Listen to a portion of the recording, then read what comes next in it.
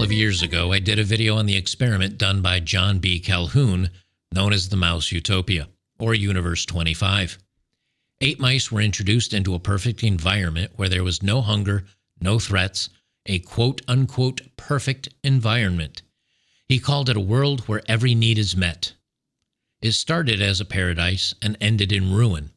After exploring this environment in a video a while ago, I look back over the results and I'm finding the correlation with our current society overlapping to an alarming degree. In unpacking the mouse groups that emerged and holding a mirror to our own society, we can see the warning signs of the time to come.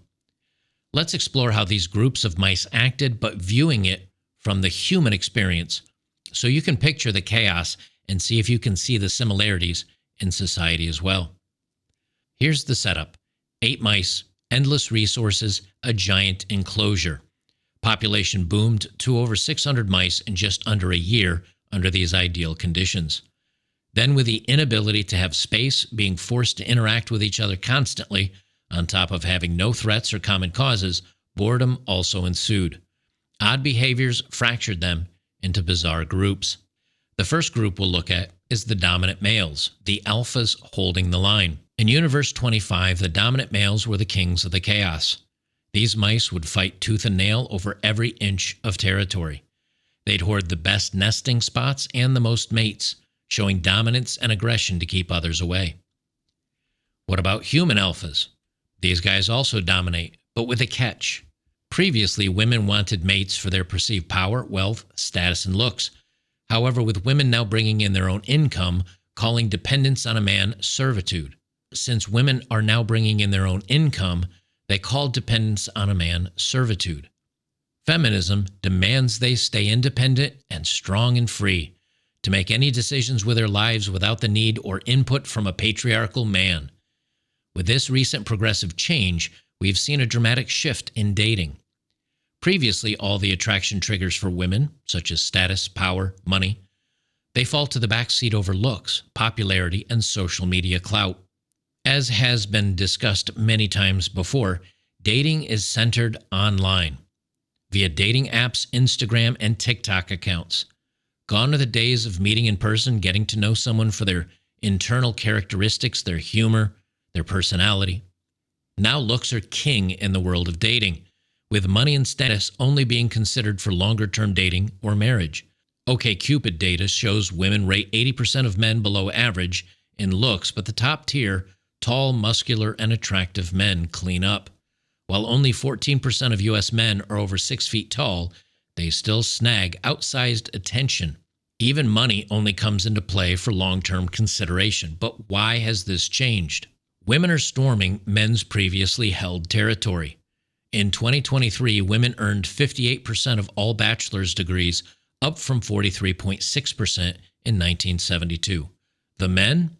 They're down to 42%. Zoom in on young adults aged 25 to 34. 47% of women have degrees versus 37% of men, a 10-point gap. Women dominate psychology, education, and health professions, while men are shifting even more to engineering and computer sciences.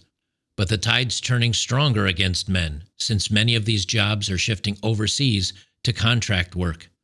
What's the result? Like in Calhoun's experiment, the alpha males are controlling the breeding and mating market. Unlike in the past, where women's actions had consequences, such as out-of-wedlock childbirth or being shamed for a promiscuous past, now because of feminism and social pressures, they're encouraged for their actions, so no longer is there shame for almost anything they do. Thus, they date and mate on superficial things such as looks without any concern for the other factors. They simply don't need to care. There is no punishment for indiscretion. Just as in the Mouse Utopia, the alpha males control the reproductive market, and the weaker or less desirable males are shunned. What about the submissive males in the Mouse Utopia? They're being pushed out and are cowards.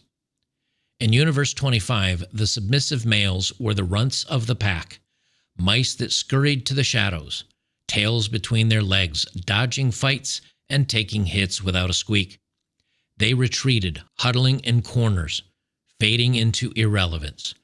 Meet their human echo, the male feminist. The guys who won't lift a finger to defend their own gender, bowing to every whim of a woman while sneering and mocking at masculinity itself. These are the men you'll spot clutching signs at women's marches, chanting about smashing the patriarchy, often louder than the women beside them. They're quick to brand masculine traits toxic, call a guy a gym bro, a sports nut, a conservative, or just someone that stands his ground, and they'll slap a warning label on him, harmful to society. They trip over themselves to cater to women's demands, nodding solemnly when someone says men need to step back, even if it means erasing their own voices.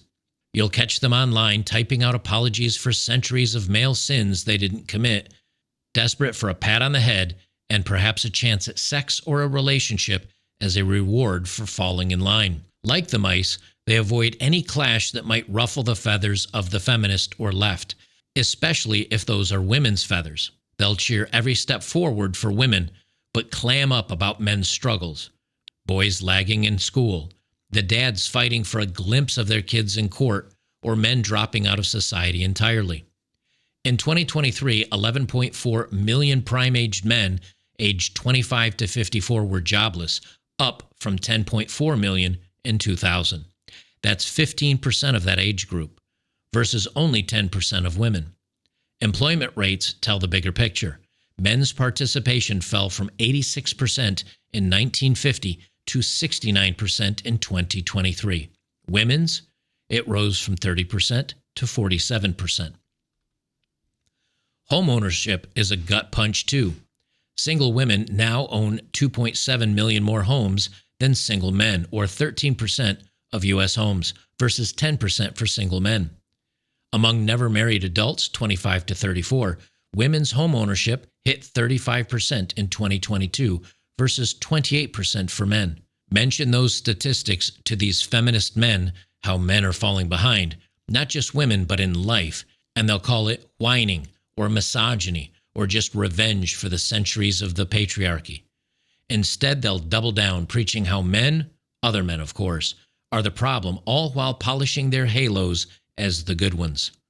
In the end, they're not just submissive, they're architects of their own irrelevance, trading in their masculinity for that applause that will never quite come, since they know the moment they set one toe over the line, they too will be added to the basket of toxicity and misogyny. The beautiful ones, the ones that were polished but detached. Then there were the beautiful ones, sleek, pristine, but totally checked out on reality. Picture them perched alone, licking their fur for hours, smoothing every whisker, while fights raged nearby. They wouldn't produce offspring or partner with other mice. These mice obsessed over their looks, choosing vanity over survival, detached from the crumbling world around them. You see the similarity in social media influencers on Instagram or TikTok with their 10-step skincare routines or modeling bikinis in far-off destinations, all for the clicks and admiration of thirsty beta men. In the meantime, they're complaining about the lack of attractive or viable men in their own dating groups, or how somehow they're the victim of some wrongdoings in their lives and how they need support through their struggles. They pose in provocative manners with filters and editing to appear sexy and better than their peers, all for the slow drip, drip, drip of narcissistic attention they desperately need for their insatiable appetite of attention. These beautiful ones have infected not only social media, but many of the delivery systems of not only news and information, but the educational systems, the HR offices of most companies, and Hollywood and television as well, thus poisoning the minds of a generation through reach and popularity. The beautiful ones love themselves more than all others. Perhaps this is one of the reasons why marriage is crashing. In 2020, 50% of U.S. adults were married, down from 72% in 1960. Men's median marriage age hit 30.5 in 2021. Women's 28.6, both up nearly a decade since 1970. Perhaps these beautiful ones are just that. Beauty and looks, but certainly not attitude. As the popular saying goes today, men have to work 20 times harder than their grandfathers did for women that are 20 times worse than their grandmothers were. The beautiful ones don't build, they only polish, and they hate the men that built their utopia. The non-reproductive females' power over procreation. The non-reproductive females were haunting. They wandered away from their nests, often ignoring their squealing pups, or worse, turning on them with sharp teeth and cold eyes. They stopped mating, stopped nurturing, sometimes even attacked their own young, rejecting motherhood entirely. These are the mice that broke the cycle of life. Birth rates are tanking. U.S. fertility is at 1.6 kids per woman, well below replacement. South Korea is at 0.78, lowest globally. Why? Women are choosing careers over cribs, power over love, politics over husbands and family. In 2023, 44% of U.S. women 18 to 49 were childless, up from 35% in 1994. Among college grads, it's 50%.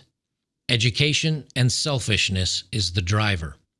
They've been brainwashed into thinking that's servitude and foolish, and why shouldn't they? The power is shifting. Women hold 30% of Fortune 500 board seats, up from 17% in 2012. In Congress, 28% are female, triple the 1990s 9%. Women aren't shifting to the needs of the world. They're shifting the world to meet their needs. And just like the non-reproductive mice, they'll shun their primary roles of being mothers and bearing the next generation for their personal needs. Being a mother is now almost shameful and weak. Lastly, the rebels. These mice didn't play by the rules, they just walked away. They turned their backs on the chaos, slipping off to quiet corners, living on their own, just trying to survive. Meet MGTOW men, men going their own way. They reject marriage, calling it a rigged game. Pre-bans, their Reddit had hundreds of thousands of members. They've caught popularity on YouTube, Rumble, and other video sites, sharing their ideas of men's survival in an age that shames them. Red pillars analyze dating, relationships, marriage, divorce, and society at large like a science. But why? Divorce, infidelity, and breakups are the leading cause that sets most men on this journey.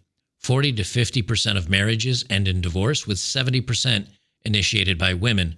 Over 90% of women more successful or more educated than their husbands eventually filed. And this is increasingly common with college catering to women.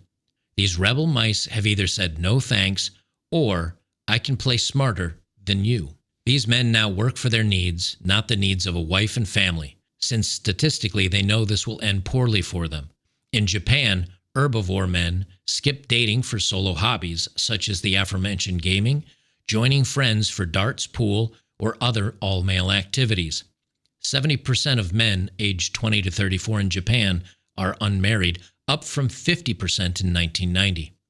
In the United States, incels and men's advocates vent on forums or other social media, rejecting a world they feel rejected them first. There is a minor pushback in reaction to the small but growing number of men fighting back against the ills of society. Men demanding trad wives and homesteader women is growing. Women rejecting feminism for 1950s vibes, baking, homeschooling, and submitting to men is trending occasionally. It's small but growing. About 5% of U.S. women 18 to 34 identify as traditional per 2022 polls. However, doubt still remains if this is something these women say but often don't live up to. In other words, the conservative feminist. The rebels, still wise to this, nonetheless, opt out of the chaos. Universe 25, the Mouse Utopia, ended in extinction. Are we there or headed in that direction? Dominant males fought for control and the right to mate. The submissive ones hid or folded to the demands of the powerful. The beautiful ones primped while accomplishing nothing but entitlement. And the females abandoned nests and their young, all while the rebels walked away. The stats and social media trends scream we're in our own failing utopia with lives that are increasingly meaningless and unchallenged. But the question that remains, are we the mice in the trap? And if so, who or how are we going to escape it?